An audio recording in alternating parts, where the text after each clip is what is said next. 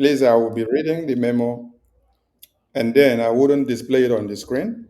But later on, we will post out the memo so you can go through it and have it saved inside your phone. So here we go. Biafra Republic Government in Exile Headquarters, Ministry of Information, Media and Communications, October 31st, 2025.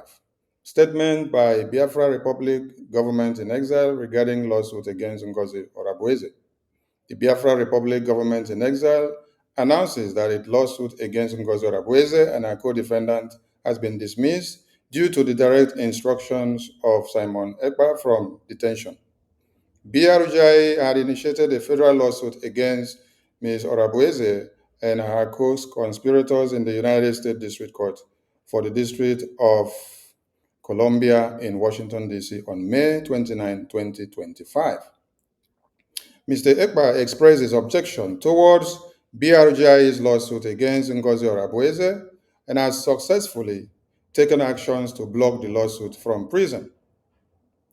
Against the advice of Mr. Dabiri and BRGI's lobbying firm, and over the objections of the acting Prime Minister Okechukwu Nkere and BRGI's cabinet, and Biafra people bearing the scars of Ms. Orabueze's damages to BRGI and Biafra restoration since Mr. Ekpa was detained. Mr. Ekpa has been actively working against BRGI's lawsuit for the past several weeks, while the BRGI bylaws state that BRGI cabinet has the right to replace the Prime Minister after 3 months of incarceration. The BRGI cabinet never did so out of respect to Mr. Ekpa and acknowledging the emotional attachment many Biafrans feel towards him because Mr. Ekpa still retains his position as Prime Minister. Even though he is incarcerated, he has the legal right to assert his authority to undermine the lawsuit indefinitely. As long as BRGIA keeps Mr. Ekpa in his position in the government while in prison, if the status quo is allowed to continue, BRGIA going forward will remain undermined in decision making and delay the way forward in the restoration and recognition of Biafra in the United States of America.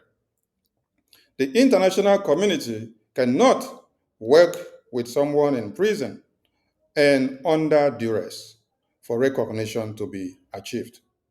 Mr. Ekpa relayed to BRGI Acting Prime Minister Okechukwu Nkere that he does not believe Biafrans have the right to sue Biafrans, ignoring the fact that Biafran saboteurs put Mazi Nnamdi Kanu where he is today.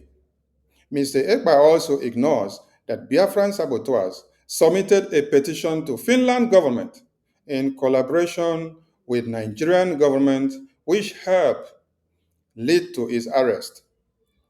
Mr. Ekpa vowed he will derail any attempt by BRGI to hold saboteurs accountable and will block BRGI from filing any lawsuit against saboteurs. Furthermore, Mr. Ekpa relayed that he wants Biafrans to know that he is personally stopping the lawsuit against Ngozi Orabueze for Ms. Orabueze's benefit. His position advocating dismissal of the lawsuit is reflected in the notice of dismissal and court records. Mr. Ekpa responded that he doesn't care what Biafrans think. When several BRGI officials warned Mr. Ekpa on multiple occasions that Biafrans will be dissatisfied with him in mass should it be revealed that he worked against the lawsuit and took the side of Ms. Orabueze. Mr. Ekpa revealed that he indeed is doing this for Ms. Orabueze, not minding what her sabotages has caused to Biafrans lately, who act as an agent of chaos. However, Mr. Ekpa privately acknowledged to BRGI officials in the beginning of the year that he knew of Ms. Orabueze's wrongdoings and affirmed that Ms. Orabueze is not working for Biafra interests. And at that time, he encouraged BRGI officials to take action against Ms. Orabueze. Earlier in 2025, Mr. Ekpa sent a message to Ms. Orabueze to disappear from the social media, especially Twitter X, because of what she was posting on social media with his names, signatures, official letterhead, and faking of his official stamps, which were implicating him in his ongoing case in Finland. Mr. Ekpa had also disowned Ms. Orabueze's group when he realized her misconduct. As such, Mr. Ekpa has either been playing a double game or is incoherently contradicting himself or deceiving Biafrans at this time.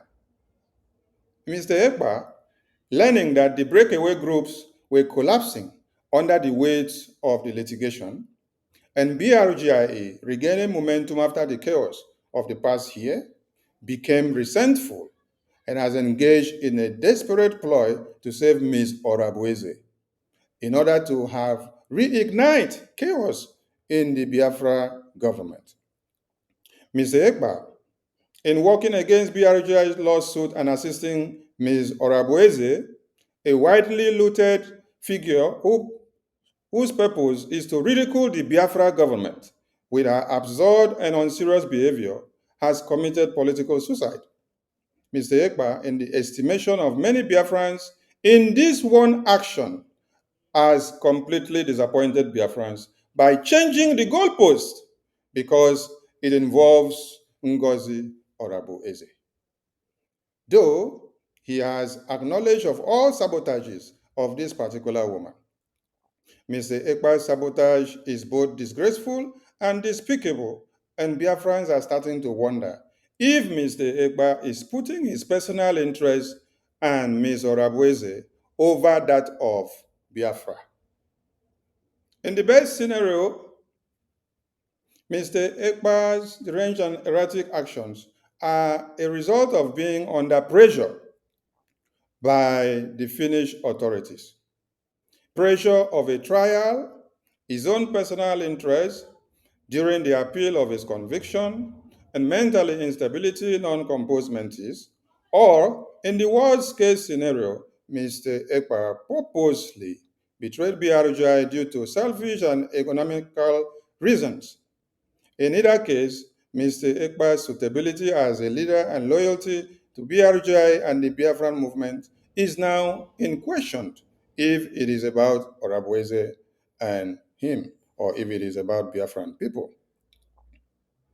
BRGI wishes to ask Mr. Ekpa to show us any evidences of progress that Ms. Orabueze has achieved for Biafra people since after convention. Ms. Orabueze sabotaged the Biafra Defense Forces, including brandished them criminals and fraudulent. Ms. Orabueze sabotaged the IOU loan, telling them that IOU loan is now a scam.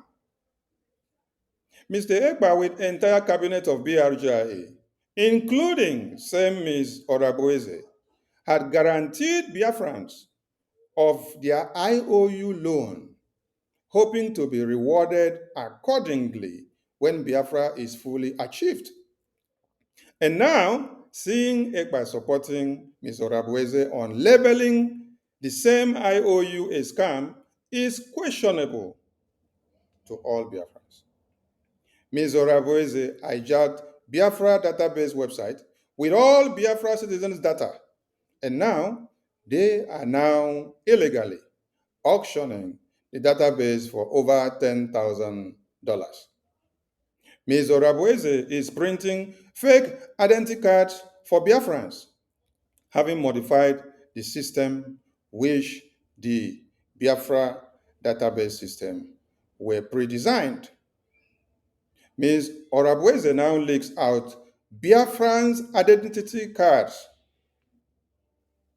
and information on social media, which Biafrans are asking if this is what our PM had promised Biafrans to do with their information on the database by leaking them out on social media under the supervision of Orabueze. This is betrayal to the Biafran people having imposed confidence on him. Ms. Orabueze now also officially has recruited known saboteur Ebobagu, as well as posting out names and bank accounts of Biafrans in Nigeria with the code name Taj Bank, which caused some Biafrans to be trailed by Nigerian government. And the examples are there on the media about Nduka Ebele, which no one knows his whereabouts till today, and some other person in Asian state, and many more which you all know.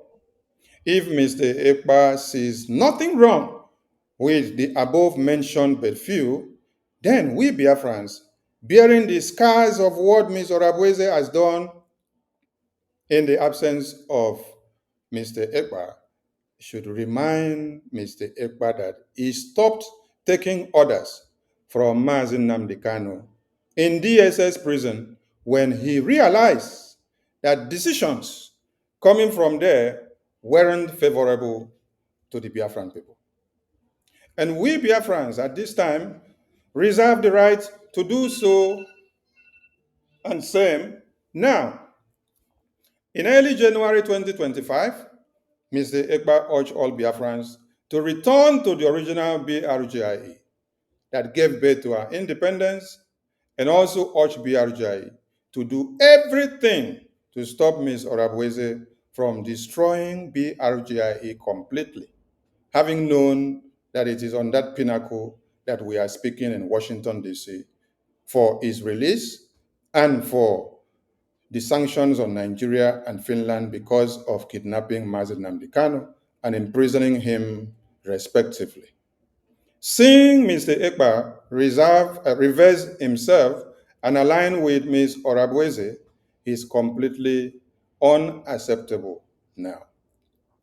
This is a very serious matter, and as such, the BRGI cabinet will have several emergency meetings to thoughtfully approach this matter. The BRGI cabinet will then announce its decisions and next steps to the Biafran public at the appropriate time. The Biafran public should be assured that BRGI cabinet strongly believe in our litigation against Ngozi Orabueze and our co-conspirators. And we are committed to holding Ms. Orabueze and all saboteurs to account. This is simply a temporary inconvenience. BRGI will not tolerate anyone in BRGIA being a stumble block to our goal of achieving Biafra. And at a time when BRGI's political support in Washington, D.C. is raising so much dust and reaching unprecedented height, and the US government is pressuring the government of Nigeria over its persecution of Christians and Biafrans. And thanks to God, today we got the news that the food we have been cooking in Washington, D.C. has finally given birth, and Nigeria are crying. The US government has designated Nigeria as country of particular concern, having considered all the petitions and everything, the testimony, the congressional briefing that BRGIE have put in and other efforts from the lawmakers. We can celebrate today. This is not the time to get entangled with internal issues.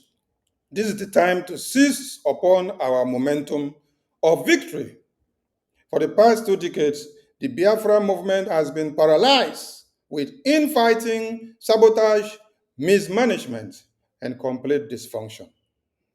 It happened to Ojukwu and Philip Effiong. It happened to Wazirike. It happened to Mazi Nnamdi Kanu. And it also has happened to our PM. BRGIE is committed, exercising strong leadership, which will put to a complete end to all sabotages and dysfunction in the Biafra movement once and for all, which will enable us to quickly obtain our goal of freedom. Thank you so much, Biafran people. And at this point, I return the mic to the APN.